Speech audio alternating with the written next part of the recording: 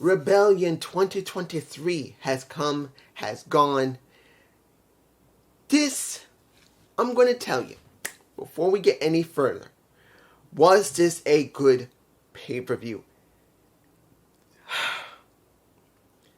It was a great pay-per-view with a lot of problems. Camera problems and audio problems. That I'm telling you right now, if you expect, and I'm making it clear to anyone who watches this, and it doesn't matter, I don't care if you say below, that this was a 10 out of 10 pay-per-view. No, it was not. With audio glitches with the wrestlers, as well as audio glitches with the commentators in the beginning, takes it down a notch. Camera work nearing the end of the entire pay-per-view was not perfect. It was messy. But I'm going to tell you, this was still a great pay-per-view because of what it means. And I'm going to explain it right now before we get started. If you don't understand what this pay-per-view means, this is one of the rare times a major pay-per-view, not an indie pay-per-view, a major pay-per-view, even though it's Impact, had two champions out at the same time that were injured. Whether they're two men, whether they're two women. In this case, it was a man and a woman that were the main title holders. This was a pivotal moment for Impact. It has not happened in its recent history of 20 years that they literally have both champions for the women and men out at the same time. This was rare. They needed to hit it out of the park. Now, the production was not there. I'm making it clear. When it came to Trey Miguel just trying to talk, there was no audio again. This is not the first time this happened. This is the fifth time counting this year and last year we had audio glitches. Camera work near the end of the pay-per-view began to become spotty. We started seeing shots of the ref's ass. And some of Deanna and Jordynne Grace herself. And I do have my thoughts on Jordynne Grace. I am going to talk about her and how she looked. But if you believe that this was a 100% 10 out of 10 show, you're lying to yourself. I'm going to make sure you're going to pay for it too. Because anybody who says below, this is a 10 out of 10, I'm going to say, what about the camera? What about the audio? You're going to get ousted on it. Because I'm not going to let it go. I'm here to tell you the truth. WWE doesn't get those type of glitches. AEW doesn't get those type of glitches. Impact has it on a constant basis. But this is the first time they had such a really bad situation where both the champions had to literally drop their titles. And they were both vacant at the same time. And they're having it both done on a pay-per-view at the same time. Not one, then a couple of months or several months later at the same time. This is unprecedented. And in the most part, they delivered. And I want to make this clear. As much as I'm going to say that the camera was fucked up near the end. That the audio on and off was spotty. The lighting wasn't really bright. They could have lit the entire arena up. That venue could have been lit up more and everybody could have been seen. And the only thing they had to do was this. Look at my little area. That looks like crap. You can see everything. What is this?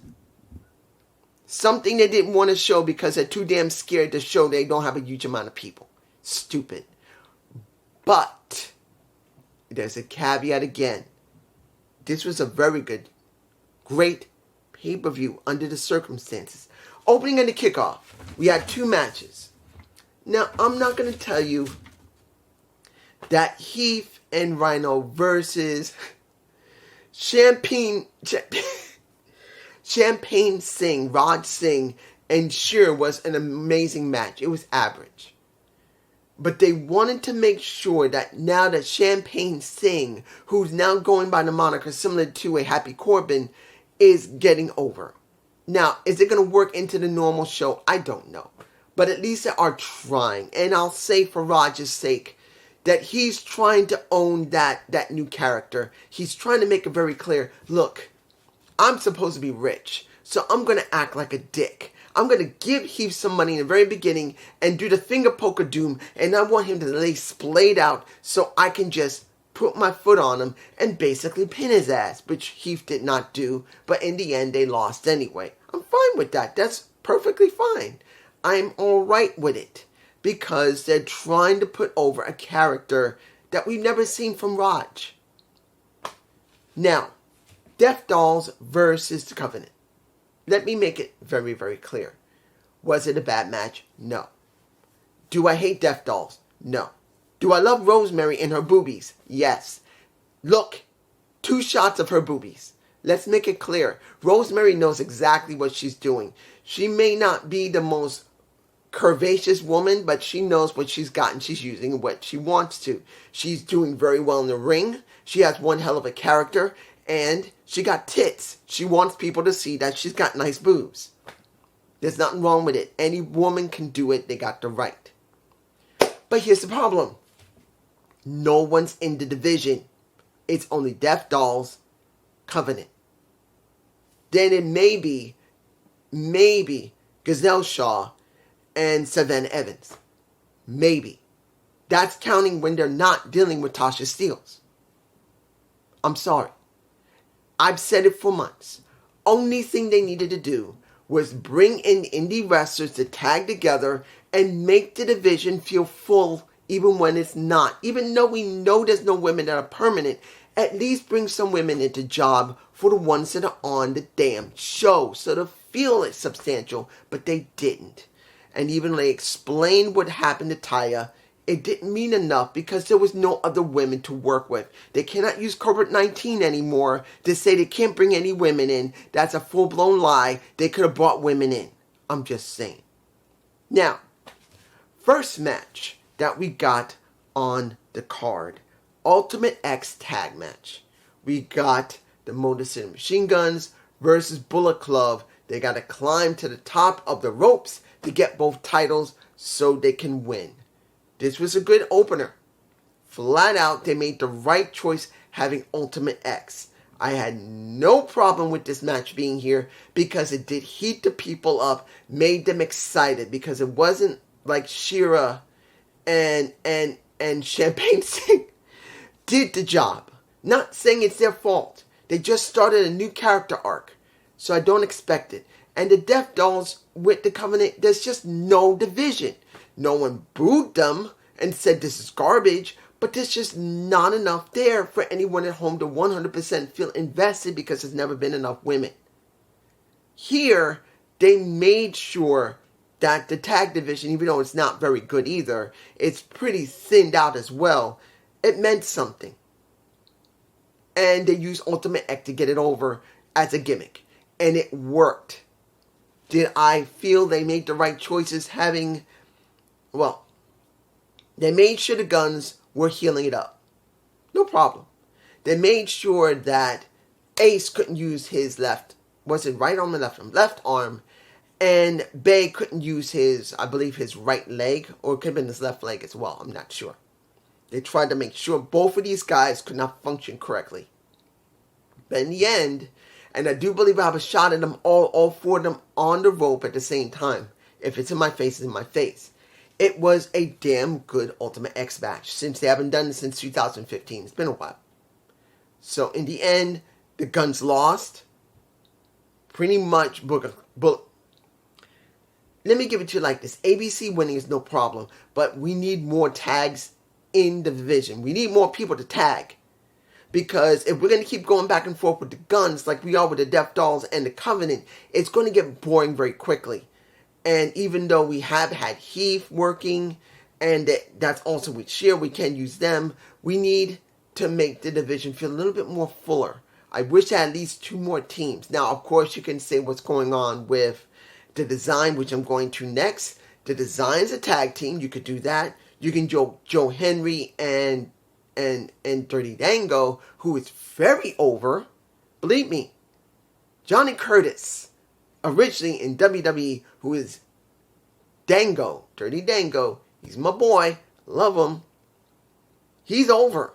Whether you like it or not, he's over. He's doing his dance, he's over. But now, is Joe Henry as over as many people feel? No. When you heard the fans cheering for Joe Henry compared to Dirty Dango is way more over. And that is understandable because he's more recognizable. But I think the Digital Media Championship time is nearing its end. And I do believe it's time for him to drop that thing. And it might be time for him to turn narcissistic and maybe go a little bit heelish. Because his, I believe, could turn like into a Bo Dallas. And it could flip from being a positive to a negative and could work. That's just me. But seeing the design against the returning Santina Marella, let's make it clear. Santino was happy that his son, I can't remember his son's name. What was his son's name? I cannot remember his son's name. I can't. But it was the first time his son, I think he's about 7 or 6 years old. Or 8. I don't know. 6, 7, 8. It's the first time he's ever seen his father wrestle in his life. And since Santino's almost my age, he decided to have him in his 40s. So I think he's like 51, 52. So his son's probably under 10 years old. He's never seen him wrestle.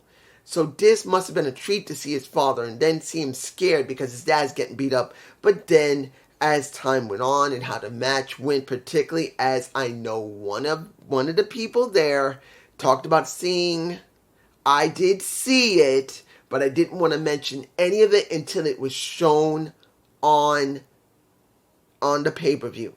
It's better to do that because sometimes they do that as a swerve to make you think they're actually going to do something they don't. In this case, it was a mistake. I'm going to say it right now. I'm saying it 100% right now. This turn on Sammy instead of joining the design completely and trying to take it over was a mistake. You know why? Because we've seen this multiple times before in Impact and they don't always go through with it. And I think it's at least, twice, already 3 times now in the last 6 or 7 years, Impact has had this type of storyline and it looked like they should have gone through with it and they turned and it didn't happen. Like Chris Bay, about 2 some odd years ago, when he could have joined when it came to, when they were doing, when it came to either being Team Impact and Team Honor No More, they did that with him. It's the same thing with Sammy. And they did something like this even before that. And that was right before the pandemic as well. So they didn't need to go there. They should have let him join and then take it over. But here, I know, I saw it, it happened. I didn't want to talk about it because I was hoping that it would not happen. But knowing that they did it was stupid because Sammy should have joined. And then we could spend the next couple of months him converting Connor and Angels over to his side. And then eventually Dina would either have to be taken out and Sammy would be the new design, or he would fall in line and that Dina would become a follower again. That's what I think should have happened. Because look what happened. It's in my face. Sammy basically nails Dina, walks away, and then pretty much you get Santina Marella doing the Cobra and wins. Now, mind you, I don't expect him to do this often. He doesn't wrestle anymore. This is like the first time in almost 10 years he's wrestled. He has a lot of damage to his back and his neck, so he can't wrestle the way he used to. He's 52. Unless he's really recovered like an Edge or a Saraya, I'd rather him not go there. If he's not fully recovered, once in a very long while, he does a bump in a while, takes care of himself, I'm fine with that. That's just me. Third, the match that we've been waiting for to finally end the feud, PCO versus Eddie, in a basically It was a casket match, as they call it, the last rites match. It got very interesting. It wasn't the fact that PCO destroyed him with a deanimator. It was that PCO, if I'm correct, the way he looked, he got his arm popped out of position. I believe I got a shot of it. If I don't, it's not my face, it's my face. Guys, that was ugly, seeing his bone popped out. And he literally went over to a ring post and started hammering his shoulder, I think it was his right shoulder, trying to hammer his shoulder to get it back in place. And then eventually, he got his head busted open by Eddie and also got hit in the back by Alicia, but eventually he did win. And PCO, as you see in my face, he's the man. That's if I put it in my face. I want to make this clear.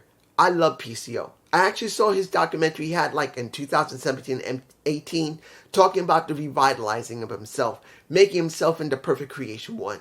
I found that was very inspiring, that he figured out that all these things that was going wrong with himself wasn't about everybody else, it was about himself. And he spent years realizing that and then fixing himself. That's the reason why he's so loved now. I'm surprised he can keep doing what he's doing over 50, because he's not young. He's at least my age or older. I think he's at least my age, I think. Or older. Or nearing my age. But no matter, he's taken a lot of abuse. So let's just hope he can keep doing this without hurting himself too much. Now, the X Division Triple Threat elimination match is where it gets interesting. You got Speedball, you got Gretchen, and you got Trey. Trey had no choice because of what he did. He's got to pin them both or submit them both to keep his title. Now, I'm going to tell you the truth. Who did I really want to win? It wasn't Trey and it wasn't Speedball. I wanted Gretchen to win. I honestly believe that Trey is ready to go into the main title. Honestly. I love Trey as a heel. He's done incredible work. He really changed himself to get himself where he is. And I'm telling you, this is the best work Trey has ever done. But I do believe he's ready to drop that title and move to the main title. I truly believe that he can go through people on his way up to the main title. Yes, he has to cheat. I don't mind.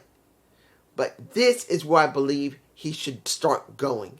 That he says, look, I am done with this title. I am ready to move on. Now, he could use option C. And that's what I think might happen when we reach near the end of the year. And may go into Bound for Glory. That's what I'm hoping for. But I wouldn't have minded him dropping it here. But this is what I believe is going to happen. He managed to pin Gresham. Then he managed to cheat to win against a Speedball, and this is what we got. I can tell you it was a damn good match. Admittedly, I think Speedball might have did something to Gresham, because after he did one really hard hit to Gresham, he didn't seem right. He seemed off. Maybe he got a little dazed because he couldn't hit as hard as he wanted at first, near the middle of the match before he got taken out. Because I think he got dazed a little bit. But that's just me, you guys, down below. Hardcore War. Basically a War Games match. Just no cages and no 2 rings. Team Bully versus Team Tommy. This is where it gets... I know people are going to say this is a feel-good moment, but it's not. I'm going to be honest here. It's sad to see that this match happened in the situation that Tommy Dreamer's in. If you don't know, his mother's been sick for a while. And the interview that he did with Gia made it very clear that his mother became unresponsive at one point. She managed to come out of it. But then she started having it's hard to say this, a brain bleed. And then she went under again. He managed to talk to her briefly, told her he loved her, but she went back under again. She's still in the hospital, probably in critical condition. But he chose to wrestle. Impact would have made it very clear, you don't have to do this. He made it very clear in the interview, I didn't need to do the match. They said, you don't need to. He says, no, this is what my mother knew. Well, generally speaking, not what he said, but this is what I got from what he said. Look, my mother's believed in me while I've been doing this, the thing I love. And I got to do this. When this is over, he did say this, when it's over, I'm taking time off. That means he's going to be away from Impact, probably to stay with his mom until whatever happens. Either she recovers or she will pass beyond the veil. Not something I like to say, generally speaking, but since this is not a storyline, this is actual life, it needs to be stated. This made everybody that was there. Gunja was there, Killer Kelly was there, Kaz, Moore was there. It's not something I like speaking about. They were all emotional. They felt this. And when you see the match, you can see that everybody there was putting in way more of an effort they normally would. I'm not saying the match was bad. It was not. It was a good match. Seeing Killer Kelly come out with a staple gun at one point, stapling everybody, stapling Moose in the nuts, stapling everybody everywhere, and then stapling herself. She wanted to put everything over. Marsha did a very good job as well. They let the women go at each other, but they also let the women go out with the men. That was the best thing, to show that this was a real war. That women and men would have to face one another. You seen Bully Ray and everyone else holding Killer Kelly, and then it had to be Kami to come out and try to save her. I'm not surprised about it. But I am going to say this. Seeing this, it's in my face. Seeing that Tommy was laid out on the table, Bully called in all 4 refs. They already set up a ladder in the let me put it like this while I'm botching. Knowing that Bully tried to get them to hold it, the refs. Then he grabs one of the refs, saying, why don't you hold it? I told you. And every ref started beating his ass. I don't know if I got a shot of it. Maybe I'll put it in. They just decided, you gave us hell. We're going to whoop your ass a little bit. Of course, he didn't get pinned. But when Tommy did it, the refs were more than happy to hold it. Tommy did get the pin, and it was done. And I'm sure right now, it was a good feeling for everybody, but then it's not. Because, let's be honest here. The guy known as Tommy Dreamer, now that the match is over, now counting on if the hospital will allow him back in, we'll have to wait until tomorrow morning. Well, not. His mother's in New York, I believe. I take that back. If his mother's here in New York, he's going to have to wait till morning, unless he's going to take a flight out now, go back to New York, get to his home or hotel, wait until morning, because a lot of times they don't let you into the hospitals here in New York after like 9 or 10 o'clock, and have to wait until they allow him in to spend what time he can with his mother, unless they allow him. So it's a great moment, but then it's not, because we know Tommy's going to have to deal with this. Either he's going to be stuck where he is until he can get a flight home, or he takes a flight straight. I'm just saying. Now, I was surprised about this. Guys, I was very surprised about this. Well, before I get to the last 2 matches, knowing they're going to do Wrestleverse United number 2 in August, it's a good thing. It's good to see that New Japan Pro Wrestling is still working with Impact and AEW. It's good to see that. It is great to see New Japan and AEW working together, and it's good to see AEW and New Japan, well, Impact and AEW don't work together, but Impact and New Japan Pro Wrestling and AEW and New Japan Pro Wrestling, they can coexist that way. New Japan and these two, they're working together, and maybe they'll have an entire thing where AEW, Impact, and New Japan will do something together again. I don't know, maybe. Now, the match that surprised me, and the, not debuting in the match, but you guys, Remember what I've been saying about Blu-ray dealing with a Nick Aldis? How many times did I say that Nick Aldis should show up in Impact Wrestling? How many times did I say that Nick Aldis should be in the feud when it came to Nick having his woman mess with Bully Ray? How many times did I say it? And look who walks in. I believe I got to shout him. He walks into commentary. Nick Aldis. I said, yes! I nearly screamed, and I'm sure the people outside the door, because people have a tendency to stay outside on the weekends and, you know, yeah. That ain't no lie. That actually happens periodically in my building sometimes. They find throw up on the floor somewhere. Nick Aldis literally showed up. I popped. I don't know about anybody else, but knowing that the longest running champion in pro wrestling, that is from a well-known promotion, in other words, NWA, over 1,100 days. If, and I say this clearly, if Roman Reigns doesn't have 1,200 days, Nick will always be the only one I'll ever say has the longest run anywhere in recent memory, longer than Roman Reigns, because he had nearly 1,200 days. 1,200. Nearly 3 years as a champion. Roman hasn't even hit 1,000 yet. If he doesn't hit over 1,200, he will never be the longest running champion of any promotion in recent history. It will be Nick. So I thank you, Billy Corgan. So now Nick Aldis is an Impact, and he said he's now there, and he wants the world title. Now, I don't know how long that's going to be. Maybe it's for a year's contract or a multi-year contract like his wife. Don't know. We will find out eventually if he's staying for a year or not. But we have Macklin versus Kushida. The second best match of the night. It was that damn good. It was that damn good. And the commentary with Nick Aldis really helped. It literally helped the match immensely.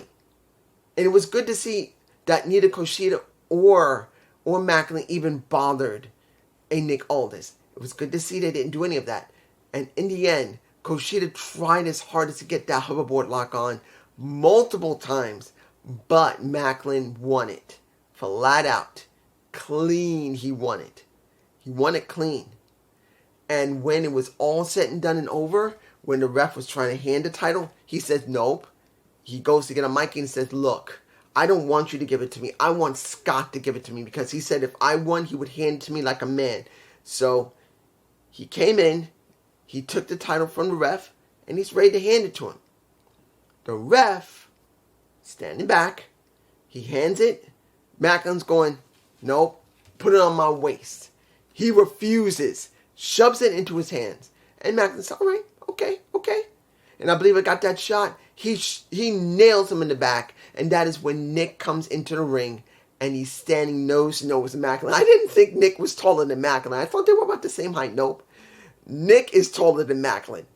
Flat out. He is tall. So now, the beginning of a new era for Impact. Yes, you are using an older talent that was 10 years ago, that is now heavily developed. And then Nick Aldis, who has been known right now, is still known as the longest reigning champion of any well-known promotion in recent memory. Nearly 3 years, or practically 3 years, by Nick. He has not beat Roman. Roman has not been beaten yet. I think it was 3 to 3.5 years. I can't remember how long he was a champ. But essentially, this is what we're getting. We're getting a reset on the championship, unfortunately with Josh being hurt. But now we get Macklin, who I said more than a year ago was ready. More than a year ago, I believe was ready for a championship where he could have been X Division champion, but they didn't pull the trigger. And many people say he's not an X Division guy. I said he's a champion. It doesn't matter what title, as long as he was a champion booked correctly. And I'm glad they did it. Now, how are they going to book him going forward? This is where the creative team of Impact better get this right, or they're gonna, oh, I will chew them out, flat out. Believe me, I will chew out Impact less. I'm getting angry already because I don't trust Impact Creative. They have a tendency, when they got something good, they screw it up by not understanding what they got. Sometimes they get it right, and other times they just mess up big time. I'm just saying it.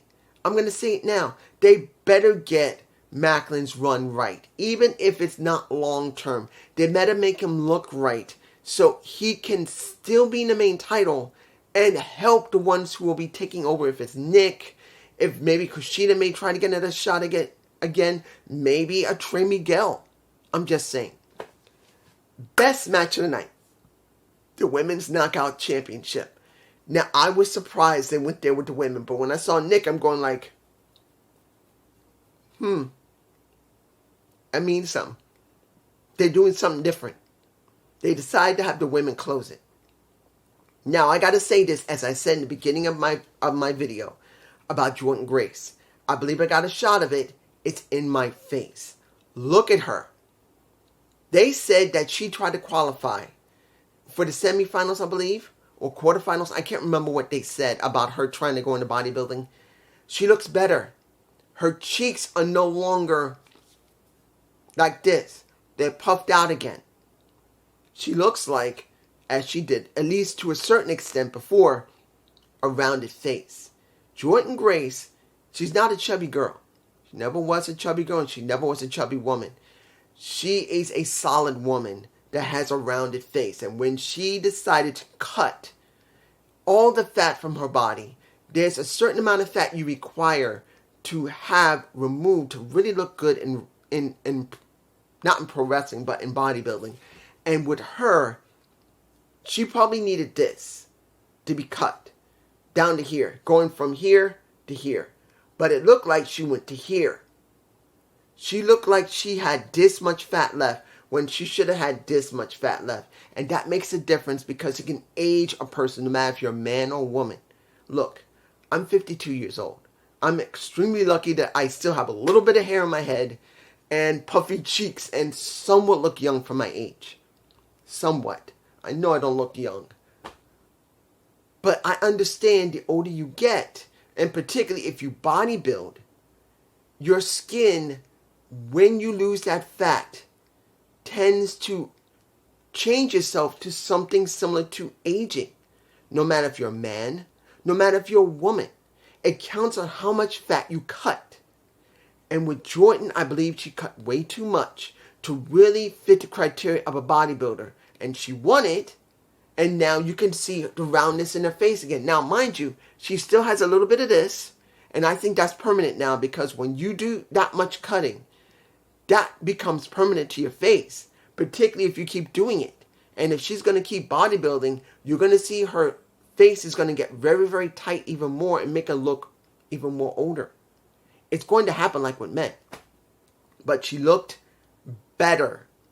I'm not saying she looked like she did before she started bodybuilding, but she looked better than she did. And it showed in the ring how she was able to move around because it was obvious while she was doing what she was doing, eating the way she was, exercising the way she was, lifting weights, her ring work looked different. She just wasn't the same. Here she looked much better. So when you saw with Diana, it was a much more fluid match. Because when she was working the matches before, yes, she did a tremendous amount of power. But some cases, she tanked easier. Look, there's a reason why pro wrestlers bulk up to a certain extent. They need that to be able to keep their cardio up because being that strenuous in wrestling, you can tank easy. And being a bodybuilder makes it harder to have the cardio you require to keep up. You need carbs to a certain extent to be able to keep the cardio working for your body to function on a weekly basis. And she never looked right, and she tanked easier. Doesn't mean she didn't have a gas tank that was like this, but it looked like a gas tank went from here to here. Now it looked like it went up a little bit. She looked better. She still kind of tanked easier, but she looked better. And this match was truly a great match. Honestly, when you see the ending of this match and how it was either one of them, I would have been fine with, well, I'm not going to lie here. Deanna was the proper choice. But if Jordan Grace won, I could understand it. But knowing that she's still doing competition, easily there was no way that she was going to be champ. There was just no way. They weren't going to let her do it. There was no way. I don't think she was able to handle that along with being champion. That would have been too much. And anyway, Deanna seemed to be the proper choice, particularly if they bring any new women, which I was hoping that maybe Trinity Starr would show up. When I thought Nick Aldis, I was hoping Trinity would show up. But I knew she wasn't going to show up. But there's a possibility that new women are coming in. Maybe Trinity Starr will show up at an Impact. Maybe a Mercedes Moné may show up, or someone else that we don't know. Sooner or later, someone will show up. And Deanna does seem to be the proper choice to do that. So she won. And they hugged each other afterward, which I did appreciate. Neither one of them were heel. They were both faces. I kind of wish that, why wasn't she there? Why didn't she hand the title to one of them and gave them a hug? I think that would have been alright. Seeing Mickie James come out. She didn't have to fight with either one of them. She could have easily handed the title and gave them a hug, raised her hand, and then left to recover from her cracked rib. So that was just me. I mean, that would have been better. But this show was great. Under the circumstances of losing both their Knockouts champion and their world champion at literally the same time, they did a damn good job here. Was production good? Nope. Audio glitched out with a whole bunch of echoes, and then Trey Miguel's own interview had no audio whatsoever. Blank. They even repeated it for about 5 seconds in their 10, and it still had no audio, and they just had to drop it and move on to another part of the show, which would have been the vid pack for I believe Speedball Mike Bailey. Was it Speedball Mike Bailey and Gretchen? I believe it was Speedball first and Gretchen next. But taking away from the camera, zooming in on a lot of ass, particularly that it was the men's ref asses we got zoomed in on. This is crazy that the general show of the Impact Zone, the camera work has been generally good. It's been alright. It's been normal. And now still their pay-per-views and the Impact Plus show is crap when it comes to the camera. Can they not understand? Do this. Is it that hard to put a wide angle lens, or at least have a wide angle on your camera instead of this and a person's ass that could look like this? That's just me, and I hope you enjoyed this Rebellion 2023 review. Please give me a comment below. Oh, I exercise my demon. Peace.